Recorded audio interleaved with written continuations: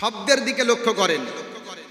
আল্লাহ বলছে ওয়ালিয়াতাযাক্কারা উলুল আলবাব, যাদেরকে আমি আল্লাহ চিন্তা শক্তি দিয়েছি, যাদেরকে আমি আল্লাহ উপলব্ধি শক্তি দিয়েছি, তারা উপলব্ধি শক্তির বাস্তবায়ন করবে। উপলব্ধি শক্তির বাস্তবায়ন করে আল কোরআন থেকে উপদেশ গ্রহণ করবে, এটা আল্লাহ বললেন। এখন উপলব্ধি শক্তি কাজে লাগিয়ে যারা কোরআন থেকে উপদেশ গ্রহণ করে না, তাদের জন্য ভয়ঙ্কর অবস্থা আছে। মহান আল্লাহ বলছেন ওয়ালাকাদ যারানা লিজাহান্নাম কাসীরাম মিনাল জিন্নি ওয়াল ইনস লাহুম কুলুবুন লা ইয়াফকাহুনা বিহা ইলা আখিরিল আয়া। ভালো করে লক্ষ্য করেন, আল্লাহ বলছেন আমি আল্লাহ জাহান্নামে দেওয়ার জন্য মানুষ এবং জিন সম্প্রদায়ের মধ্যে হতে আমি আল্লাহ জাহান্নামে দেওয়ার জন্য অনেককে সৃষ্টি করেছি। এর মধ্যে প্রথম হলো ওই সমস্ত ব্যক্তিরা যাদেরকে আমি আল্লাহ কমন সেন্স দিয়েছি, যাদেরকে আমি আল্লাহ উপলব্ধি শক্তি দিয়েছি। উপলব্ধি শক্তি কাজে লাগিয়ে যারা সত্যটা বোঝার চেষ্টা করে না, যারা তাদের এই কমন সেন্স কাজে লাগিয়ে সঠিক পথ অবলম্বন করার চেষ্টা করে না, আমি আল্লাহ তাদেরকে জাহান্নামে দেব।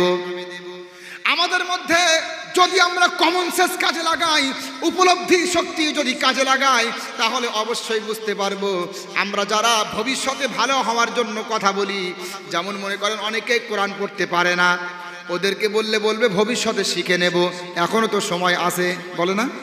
কি বলেন এখনো তো সময় আছে।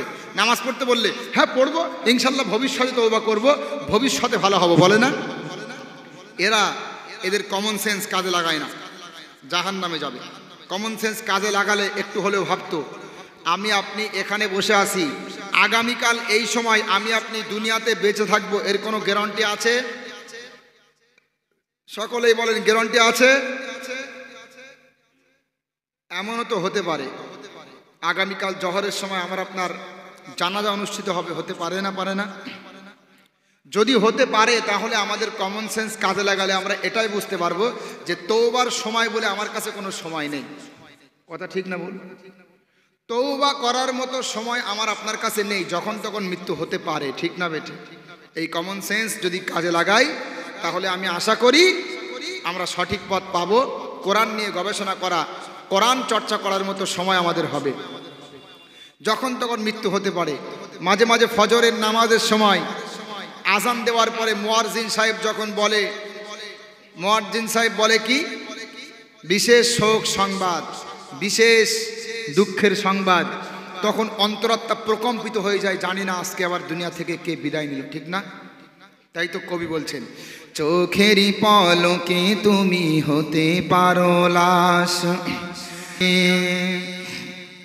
তোমার ভয়ে থাকতো মানুষ ছিল বাহাদুরি, ভাবনি হাওয়ায় ওড়া তুমি যে রঙিন ঘুড়ি, তোমার ভয়ে থাকতো মানুষ ছিল বাহাদুরি, ভাবনি হাওয়ায় ওড়া তুমি যে রঙিন ঘুড়ি, ঠিক না? যখন তখন মৃত্যু হয়ে যেতে পারে। মসজিদে এলান আমার আপনার নাম আগামী ফজরে হতে পারে না? মৃত্যু যখন তখন আসতে পারে, আর মৃত্যুর সময় আসলে সময় দেওয়া হবে না। সুতরাং কমন সেন্স কাজে লাগিয়ে আপনি কোরআন বোঝার চেষ্টা করেন, জাহান্নাম থেকে বাঁচার চেষ্টা করবেন তো ইনশাল্লাহ? কোরআন বোঝার জন্য, কোরআনের তাফসীর পড়ার জন্য সময় দিবেন তো রমজান মাসে ইনশাল্লাহ? চেষ্টা করবেন বোঝার চেষ্টা করলে আল্লাহ অবশ্যই বরকত দান করবে। এরপরে 3 নাম্বার, রমজান মাসে যেটা করবেন, কোরআন তেলাওয়াত বোঝা, এগুলো তো করবেনই, সাথে সাথে আল্লাহর কোরআন অনুপাতে, শুধু রমজান না পুরো বছরে আল্লাহর কোরআন অনুপাতে জীবন যাপন করার চেষ্টা করবেন। আল্লাহর কোরআনের সাজে নিজেকে সাজাবেন। রাজি আছেন তো? মহান আল্লাহ বলছেন কিতাবুন আনজালনাহু মুবারাকুন ফাত্তাবিউহু ওয়াত্তাকু লাআল্লাকুম তুরহামুন। মহান আল্লাহ বলছেন আমি আল্লাহ বরকতময় কিতাব নাজিল করেছি, আমি আল্লাহ বরকত সমৃদ্ধ একটা গ্রন্থ রচনা করেছি, তোমরা অবশ্যই অবশ্যই এই গ্রন্থের অনুসরণ করো এবং আল্লাহর ভয় অন্তরের মধ্যে রাখো, আল্লাহকে ভয় করো, তাহলে তোমাদের প্রতি রহমত নাজিল করা হবে। বলেন সুবহানাল্লাহ। তাহলে আল্লাহর কোরআন অনুসরণ করতে হবে। কথা কার? কথা আল্লাহর। অন্য আয়াতে আল্লাহ বলছেন তাবিউহু ওয়ালা তাত্তাবিউস সুবুলা ফাতাফাররাকা বিকুম আন সাবিলিহি। মহান আল্লাহ বলছেন তোমরা অবশ্যই অবশ্যই এই কোরআনুল কারীমের রাস্তা ধরে চলবে। কোরআনুল কারীমের রাস্তা বাদ দিয়ে ডাইনে বামে চলবে না, ডানে বামের কোনো পথ তোমরা অনুসরণ করবে না। এই কোরআনুল কারীম মেনে তোমরা চলবে, তাহলে সোজা পথ অবলম্বন করে তোমরা চলতে পারবে, জান্নাতের রাস্তায় চলতে পারবে। বলেন ডাইনে বামে শয়তানের অনেক রাস্তা আছে, ঠিক না? শয়তানের অনেকগুলো রাস্তা আছে ডানে বামে। আমরা কোনো রাস্তা অবলম্বন করব না। আমরা কার রাস্তা অবলম্বন করব বলেন? আল্লাহর রাস্তা অবলম্বন করব। আল কোরআনুল কারীমের পথ এটাই সঠিক পথ, বিশ্বাস করেন তো আপনারা? আল কোরআনের পথ এই পথই আসল পথ, আল কোরআনের পথ এই পথই আসল পথ, অন্য পথে অন্য মতে নাই যে রহমত। আল কোরআনের আলোয় যার জীবন আলোকিত, সে চির বিপ্লবী নয় কখনো ভীত। আল কোরআনের আলোয় যার জীবন আলোকিত, সে চির বিপ্লবী নয় কখনো ভীত। আল কোরআনের রাহে গড়ে নিজের ভবিষ্যৎ, নিজের ভবিষ্যৎ।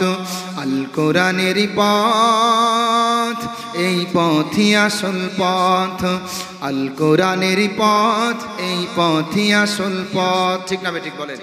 তাহলে আল কোরআনুল কারীম তেলাওয়াত করা, বোঝার চেষ্টা করা, গবেষণা করা, এগুলো রমজান মাসে অবশ্যই করবেন। তাহলে আল্লাহর কোরআন অনুপাতে জীবনযাপন করব। ডাইনে বামের রাস্তা আমরা ধরবো না, কারণ ডাইনে এবং বামের যে রাস্তাগুলো আছে সোজা পথ কোরআনের পথ, এগুলো ধরলেই আমরা জাহান্নামে যাব। ঠিক না বলেন? শয়তানের রাস্তা অবলম্বন করব না, আল কোরআন মেনে চলবো আমরা। শোনেন, আজকে মুসলমান আল্লাহর কোরআন থেকে দূরে থাকার কারণে, আল্লাহর রসুল সাল্লাল্লাহু আলাইহি ওয়াসাল্লামের হাদিস থেকে দূরে সরে যাওয়ার কারণে দলে দলে বিভক্ত হয়ে গেছে। ঠিক না? আজকে কত দল আমাদের মুসলমানদের মধ্যে। আমি বাংলাদেশে থাকতাম, ওখানে অনেক মাজার দেখেছি, অনেক মাজার। আমার মাদ্রাসা থেকেই 10 মিনিট মতো দূরে একটা মাজার পড়ে, শাহ আলী রহমাতুল্লাহ আলাইহের মাজার। নাম শুনেছেন? শাহ আলী। এই শাহ আলী বাবা, গোলাপ শাহ বাবা, বসেন বসেন বৈশা যান, শোনেননি? গিয়াসউদ্দিন তাহেরি জিকির জানেন না আপনারা? এই গিয়াসউদ্দিন তাহেরি জিকির শুনেছেন কেউ? বসেন বসেন বৈশা যান। ইউটিউব দেখেন না আপনারা? তো এই শাহ আলী রহমাতুল্লাহ আলাইহের মাজার আমি যাওয়ার পরে দেখলাম মাজারে সেজদা করছে, মাজারে মানত করছে। বলেন নাউজুবিল্লাহ। আপনি অবাক হয়ে যাবেন, কোরআন হাদিস থেকে দূরে থাকার কারণে এগুলো হয়েছে। আল্লাহর কোরআন কখনো সমর্থন করে না আল্লাহ ছাড়া অন্য কোথাও গিয়ে কেউ সেজদা করবে। ঠিক না ঠিক বলেন? আল্লাহর কোরআন কখনো সমর্থন করে না আল্লাহ ছাড়া অন্য কারো কাছে প্রার্থনা করবে। আল্লাহর কোরআন কখনো মানে না মানত আল্লাহ ছাড়া অন্য কোথাও করবে। ঠিক না ঠিক? সব কিছু হবে কার জন্য?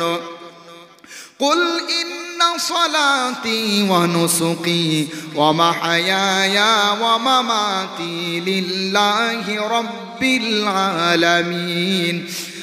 আল্লাহর রসুল আল্লাহ পাক বলছেন, হে নবী আপনি বলেন, আমার জীবন, আমার মরণ, আমার নামাজ, আমার রোজা, আমার কুরবানি সব কিছু হবে শুধুমাত্র কার জন্য? আল্লাহর জন্য।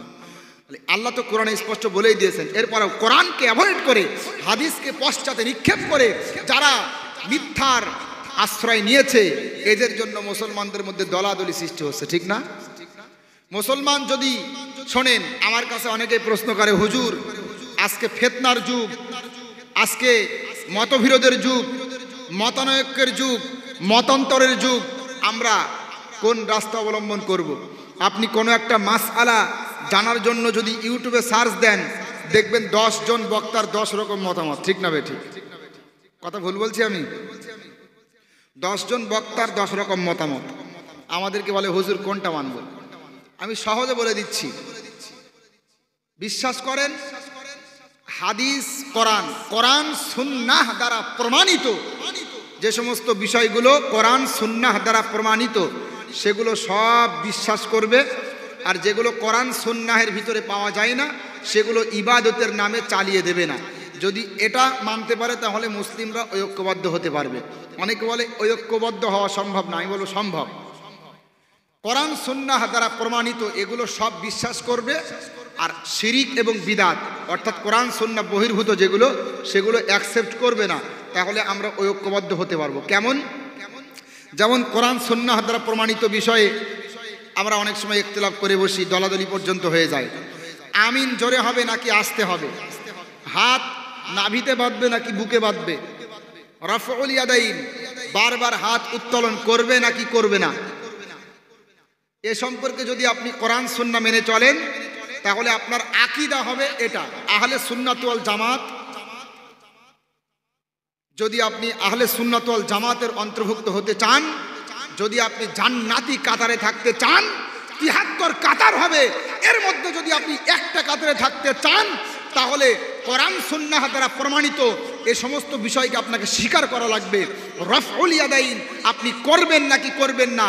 রাফউল ইয়াদাইন করা সম্পর্কে যেমন বুখারীতে একাধিক হাদিস রয়েছে, সিয়াসিত্তাতে একাধিক হাদিস রয়েছে।